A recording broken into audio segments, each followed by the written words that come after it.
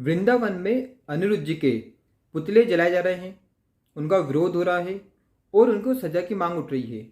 वहाँ के एक संगठन ने वृंदावन में जितने भी साधु संत हैं, सनातन धर्म के लोग हैं, जितने भी कथावाचक हैं, उनसे ये आग्रह किया है कि वो सब एकजुट हों और अनिरुद्ध जी का पूरी तरह से बहिष्कार करें और उनको कभी भी कथा नहीं करने दिया जाए। और साथ ही अगर वो वृंदावन और मथुरा आए तो उनका बहिष्कार करना चाहिए और उन्हें कभी भी वृंदावन और मथुरा नहीं आने देना है। तो क्या है इसकी वजह जो अनिरुद्ध जी का इतना विरोध हो रहा है कि उनको कथा नहीं करने दिया जाएगा, उनकी कथा का पूर्णतः बहिष्कार होगा और उन्हें कभी भी वृंदावन और मथुरा नहीं आने दिया जाएगा। तो आज के इस वीडियो में मैं आपको पूरी जानकारी दूंगा, तो वीडियो के अंत तक बने रहिए।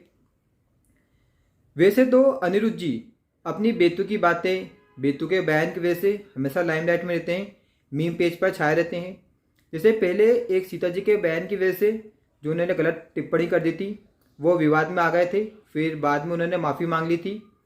ठीक इसी प्रकार अभी भी उन्होंने एक विवादित कार्य कर दिया है, जिसकी वजह से लाखों सनातनी लोग, लाखों हिंदू लोगों के दिल पर चोट पहुंची है कि एक कथावाचक जो व्यास गादी पर बैठता है, उनको ऐसा नहीं करना चाहिए। वैसे तो अनिरुद्ध जी जब भी कथा करते हैं तो अपनी कथा में बहुत बड़ी बड़ी बातें बोलते हैं, हमेशा बॉलीवुड की बुराई करते हैं और ऐसे ही उन्होंने बिग बॉस की बुराई की थी। उन्होंने बिग बॉस के बारे में बोला था कि बिग बॉस संस्कारी लोगों के लिए नहीं है, वहाँ पे लड़कियाँ छोटे कपड़े पहनती हैं, गाली गलौज करते हैं, लोग लड़ाई झगड़े करते हैं, मांस मदिरा का पान करते हैं और ऐसे शो का पूरी तरह से बहिष्कार होना चाहिए, ये अनिरुद्ध जी ने बोला था। फिर जब उनके पास ऑफर आया बिग बॉस के लिए तो उन्होंने अपनी कथा में खूब बोला।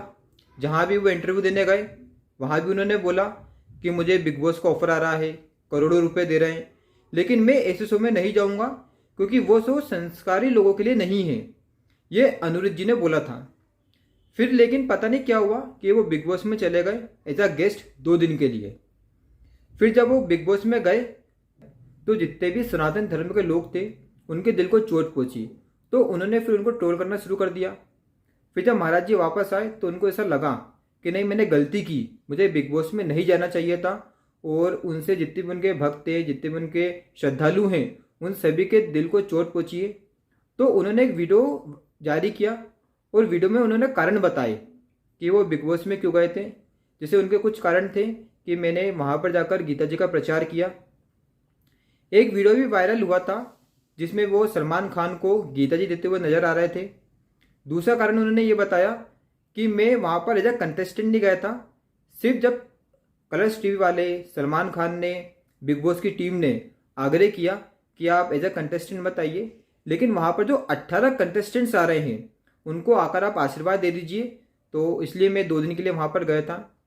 उन्होंने साथ ही ये भी बोला कि मैं अच्छे लोगों को ही क्यों सुधारूँ, क्योंकि जो बिग बॉस में आते हैं सब बुरे लोग होते हैं, तो मैं बुरे लोगों को सुधारने के लिए वहाँ पर गया था, क्योंकि मेरा कर्तव्य बनता है कि मैं बुरे लोगों को भी सुधारूं।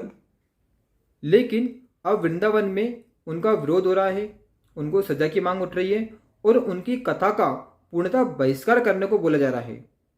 ऐसा क्यों हो रहा है? क्योंकि जो अनिरुद्ध जी हैं वो बहुत बड़े कथावाचक हैं। वृंदावन के लोगों का ये कहना है, ब्रजवासियों का ये कहना है कि जो अनिरुद्ध जी हैं उनको हजारों नहीं लाखों लोग सुनते हैं, उनकी कथा को लाखों लोग टीवी पर देखते हैं, हजारों की संख्या में उनकी कथा में लोग होते हैं। तो अगर उनको गीता जी का प्रचार करना था तो वो कथा में बैठकर कर सकते थे, उस मंच पर जाने की क्या जरूरत थी? मतलब अनिरुद्ध जी को गीता जी का प्रचार करने के लिए किसी मंच की क्या जरूरत है जब उनकी कथा को लाखों लोग सुनते हैं। साथ ही अनिरुद्ध जी को लाखों लोग भगवान मानते हैं। जैसा कि आपने कितनी बार सुना होगा कि कई लोगों ने बोला है कि आप हमें भगवान लगते हैं, आप हमें कल के अवतार लगते हैं, ऐसा आपको सुनने को मिला होगा। क्योंकि कहीं ना कहीं जितने भी साधक हैं, श्रद्धालु हैं, जितने भी भक्त हैं, उनकी अनिरुद्ध जी के प्रति एक आस्था है, वो उनमें कृष्ण को देखते हैं, वो उनमें भगवान को देखते हैं, क्योंकि वो बहुत बड़े कथावाचक हैं।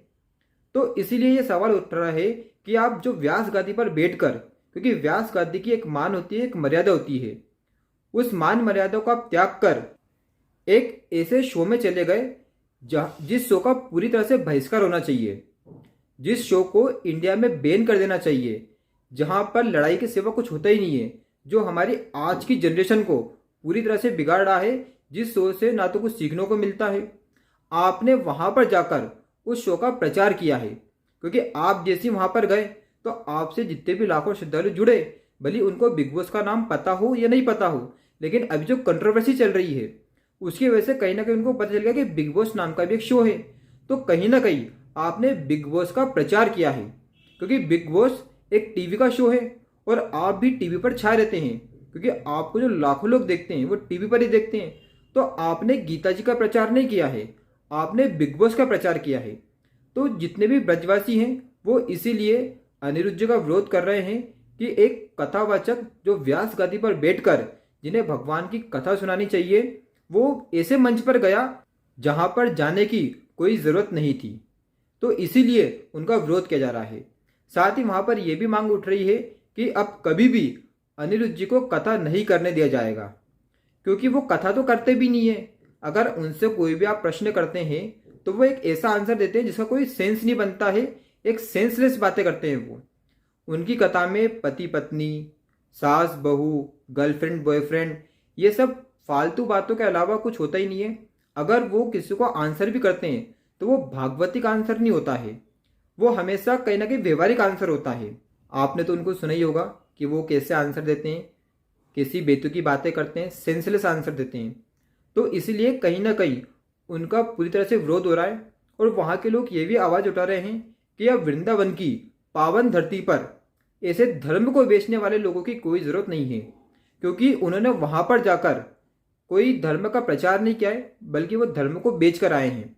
क्योंकि धर्म का प्रचार करने के लिए उनके पास जितना अच्छा मंच है आज के टाइम पर किसी कथावाचक के पास नहीं है। उनके पास यूट्यूब पर 1,50,00,000 लोग हैं, यूट्यूब पर उनको सुनते हैं 1,50,00,000। और सबसे ज़्यादा अगर टीवी पर किसी की कथा सुनी जाती है तो वो अनिरुद्धाचार्य हैं। तो फिर एक ऐसे व्यक्ति जिनको लोग इतना पसंद करते हैं, जो लोकप्रिय कथावाचक हैं, तो उनको फिर ऐसे मंच की क्या ज़रूरत है अपने धर्म का प्रचार करने के लिए, गीता जी का प्रचार करने के लिए। और रही बात आशीर्वाद देने की, तो आशीर्वाद देने के लिए तो अपने वो कथा में बुला सकते थे कि आप मेरी कथा में आइए, मैं आपको वहीं पर आशीर्वाद दूंगा, लेकिन मैं नहीं आऊँगा। चाहते तो ऐसा बोल सकते थे, लेकिन कहीं ना कहीं उनको करोड़ों रुपए मिले होंगे। करोड़ों में मतलब 50 करोड़ 40 करोड़, क्योंकि 2-3 करोड़ में तो वो जाते भी नहीं। तो इसीलिए हो सकता है कि वो पैसों के लिए वहाँ पर गए। तो अब वो तो वही जाने कि उनको क्या मिला है वहाँ पर जाने से। हालांकि वो मना कर रहे हैं कि मैंने एक भी पैसा नहीं लिया है। वैसे आप सोच सकते हैं कि आज के टाइम पर कौन बिना पैसे के वहाँ पर जाएगा। तो इसीलिए जितने भी वहाँ के साधु संत थे, जितने भी वहाँ के ब्रजवासी लोग हैं, वो इनका विरोध कर रहे हैं, और होना भी चाहिए। क्योंकि अगर हमारे जो कथावाचक हैं, जो धर्म प्रचारक हैं, जो व्यास गादी पर बैठते हैं, अगर वो ऐसा कुछ करते हैं, ऐसे मंच पर जाते हैं, तो उनका पूरी तरह से विरोध होना चाहिए और उनकी कथा को कभी नहीं सुनना चाहिए। अगर आपको भी ये लगता है कि नहीं अनिरुद्ध जी पूरी तरह से गलत हैं, उनको वहाँ पर नहीं जाना चाहिए था, क्योंकि लाखों लोगों का यही कहना है कि उन्होंने वहाँ पर जाकर गलती की है। और कहीं ना कहीं अनिरुद्ध जी को भी अब ये एहसास हो गया है कि उनको वहाँ पर नहीं जाना चाहिए था, क्योंकि लाखों लोगों के हृदय को ये चोट पहुँची है। तो अगर आपको ऐसा लगता है कि उनकी कथा का हमें पूरी तरह से बहिष्कार करना चाहिए, तो इस वीडियो को जल्दी से जल्दी शेयर कीजिए, ताकि लोगों को पता चले कि इसके पीछे की सच्चाई क्या है। तो आज की वीडियो को हम यहीं समाप्त करते हैं। जय श्री कृष्ण।